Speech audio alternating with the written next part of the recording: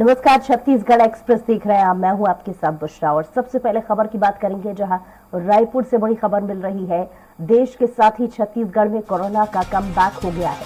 पिछले 24 घंटे में प्रदेश में कोरोना के 2 नए संक्रमित मिले हैं, जिसमें रायपुर में कोरोना मरीजों की संख्या 4 पर पहुंच गई है।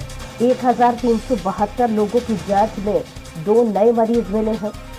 प्रदेश में पॉजिटिविटी दर 0.15% हो गया है।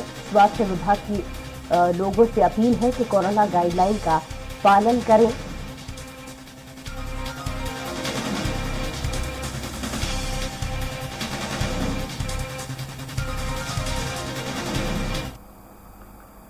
और रायपुर से हमारे साथ हमारे संवाददाता हेमंत शर्मा लाइव जुड़ गए हैं ज्यादा जानकारी के साथ।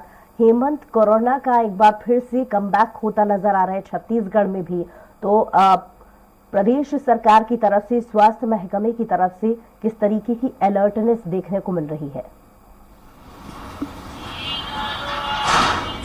देखिए बुशरा, जिस तरीके से चीन में कोरोना तबाही मचा रहा है, तो छत्तीसगढ़ में भी लोगों को अलर्ट होने की ज़रूरत है।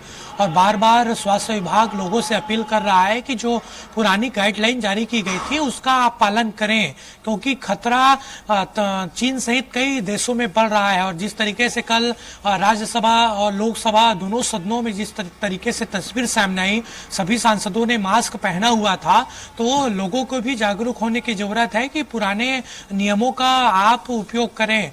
जब पहली लहर, दूसरी और तीसरी लहर आई थी, जिस तरीके से लोगों ने सावधानियां बरती थी, ठीक उसी तरीके से सावधानी बरतने की जरूरत है। छत्तीसगढ़ की बात तो मैं करूं बुशरा, तो यहाँ पर 10 दिन से कोई केस नहीं आए थे, यानी पॉजिटिविटी दर है वो 0% पर चली गई थी, और जो सक्रिय मरीजों की संख्या है वो भी 0 पर चली गई थी।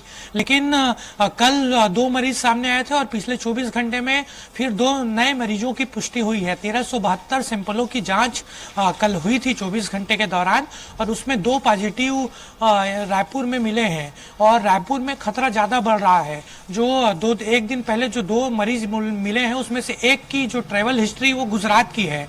हालांकि कौन सा इनमें वेरिएंट है, ओमिक्रॉन है या कोई अन्य है, जिस तरीके से चीन में दूसरा वेरिएंट तबाही मचा रहा है, तो इसकी जांच के लिए अब एम्स सैंपल भेजा गया है। पहले बाहर उड़ीसा ये सैंपल भेजा जाता था, भुवनेश्वर, लेकिन अब रायपुर एम्स में भी इसकी जांच शुरू कर दी गई है, और सभी जो सक्रिय मरीज हैं उनका सैंपल एम्स भेजा जा रहा है।